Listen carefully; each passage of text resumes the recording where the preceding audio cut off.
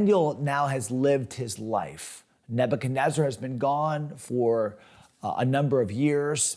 His grandson, or even great-grandson, Belshazzar, is the ruler. Belshazzar's dad is actually the king, Nabonidus. He is even in battle as this is all taking place, and historians tell us was killed in this battle. Belshazzar is second in command, but in a de facto way, he's really leading the nation because he's the one in Babylon. And he throws this great feast. The Medo-Persians have this awesome army, and they are converging upon Babylon, but apparently Belshazzar doesn't seem afraid, or at least he's pretending he's not afraid. And I said on Friday, one of the reasons is because Babylon was the most well-defended, defensed city in the world. Huge walls and an elaborate system of moats and guard towers, and it's impenetrable. Nobody will ever get into this city, so thought Belshazzar unwisely. And so he throws this feast, calls 1,000 of his lords, and he's just kind of showing off. And he brings in the vessels from the house of God, from the temple of God. And in a way, what he's saying is in your face. Remember, Nebuchadnezzar had proclaimed that Jehovah God is the high God, the God that should be worshiped and praised and respected. And now it's almost as if Belshazzar is saying, no, right back to what it was. I am the leader. I am in charge. I'm greater than. And by drinking out of these vessels, he's kind of saying, I'm in charge of everything and everyone. Now, where have we seen this before? Well, we've seen this before with Nebuchadnezzar. He's the one that originally took the vessels in the first place. He's the one that had to learn the lesson of humility in stages. And now his grandson is having to learn the same lesson. Why? Because pride is pandemic. It affects everyone, everywhere, and the sooner it's dealt with, the better. But pride left unchecked can just overtake a person. That's what's happening here in Daniel chapter number 5. So look at verse 5, if you would. So they're drinking, they're carousing, they're blaspheming God. And the Bible says in verse 5, in the same hour came forth fingers of a man's hand and wrote over against the candlestick upon the plaster of the wall of the king's palace. And the king saw the part of the hand that wrote.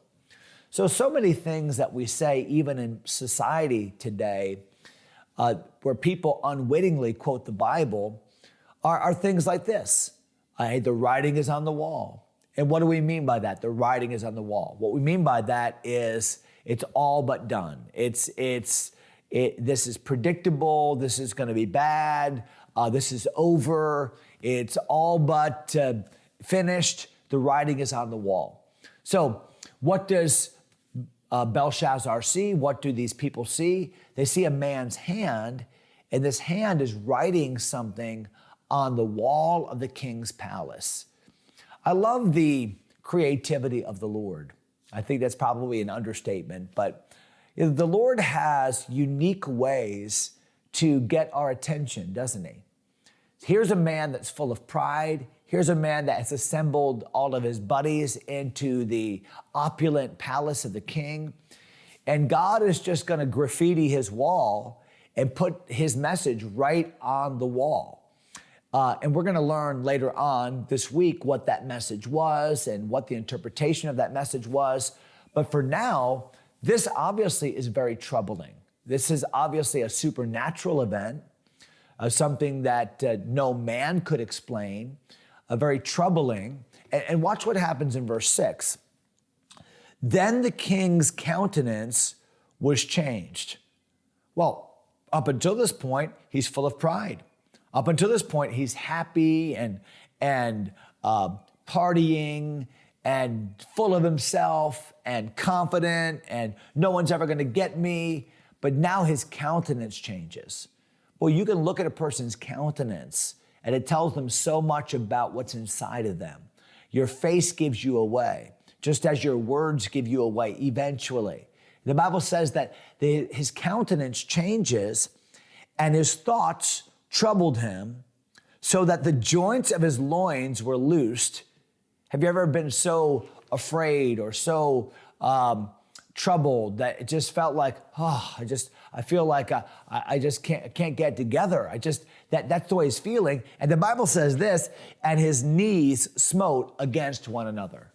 So there he is sitting at this feast. His knees are knocking together. He doesn't have any strength in him. He's troubled. His face looks like he's seen a ghost. For in essence, he basically has. Is it not amazing how that in one moment, everything changes? A man goes from pride to humility in one moment. Such is the ability of God to humble us. Now, I want you to consider a couple things. First of all, consider that Belshazzar has no clue what this message is. He has no clue. He's going to have to try to get his astrologers and soothsayers and magicians and so forth to come in to give me the interpretation. He doesn't know. So why would he be so afraid? I mean, if he doesn't know what the message means, then why would his knees be knocking together? Why would his countenance be troubled? I think the reason is obvious, and that is his conscience is killing him. He knows that this is a supernatural event. He knows that this is not something man can do. He knows what he has just done, and that is to flout the reputation of God by drinking from these vessels, to tout his own goodness and majesty and stroke his own ego. He knows exactly what he's done. So that when the writing comes, boy, he knows. Conviction takes over. This must be God. Isn't that how that works in our life? But when we're living the way we ought to live, when we're honoring God, when we're living a life of humility, then when unusual things happen, we're looking for the way that God is communicating his grace. We're looking for the ways that God is showing himself strong. We're looking for ways by which God is inserting himself in the situation. You know, Daniel doesn't look at the writing on the wall as being afraid of God. Daniel looks at the writing on the wall as, wow, God still has a plan and God is still in control and God is doing something special. See, the way you're living becomes the lens by which you see what God brings into your life.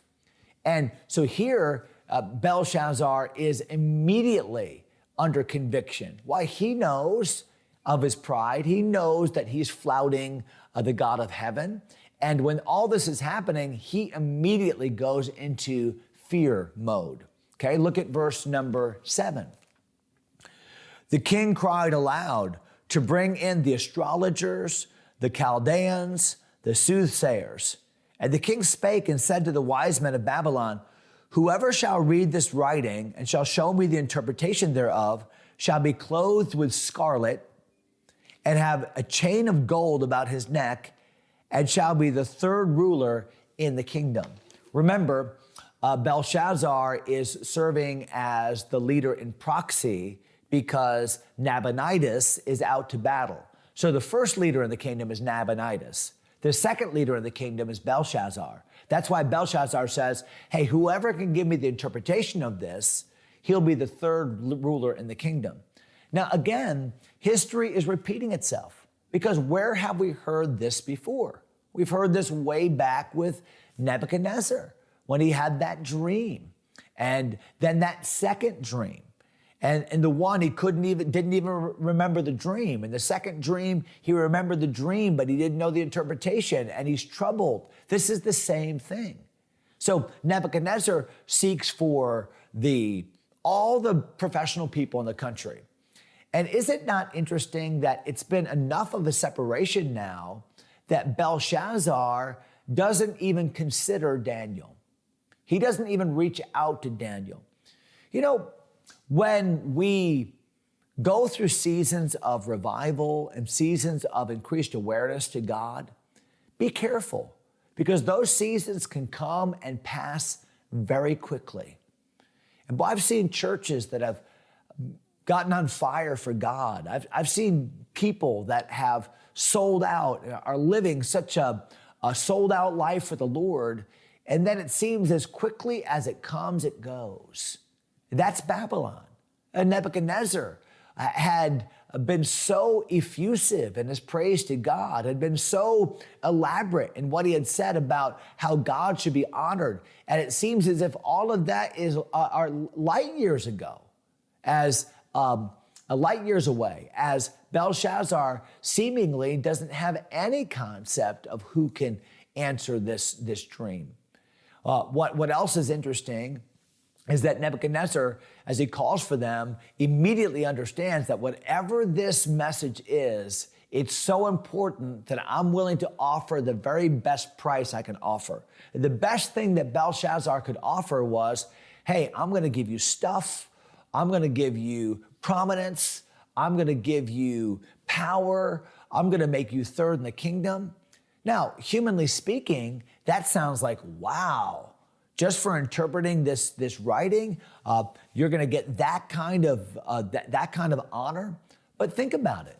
This very night is the night that Belshazzar is going to lose his kingdom.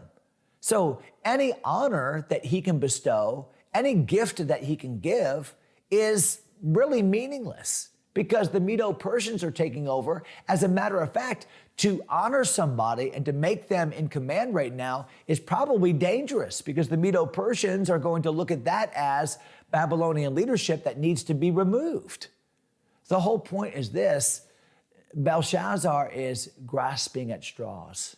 He's desperately wanting to know, what's going to happen to me? What's going to happen to me? It reminds me a lot of Saul.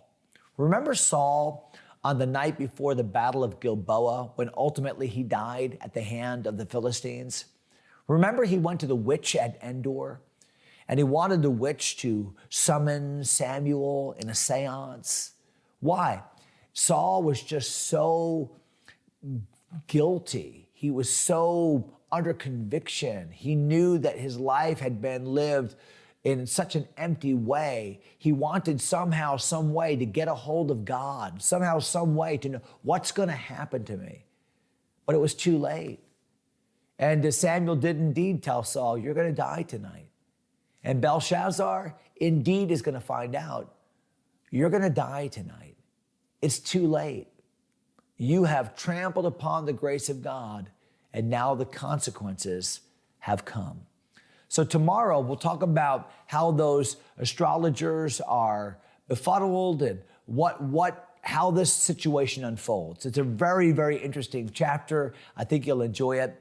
Have a great Monday. Appreciate you joining me this morning, and we'll see you again tomorrow. God bless.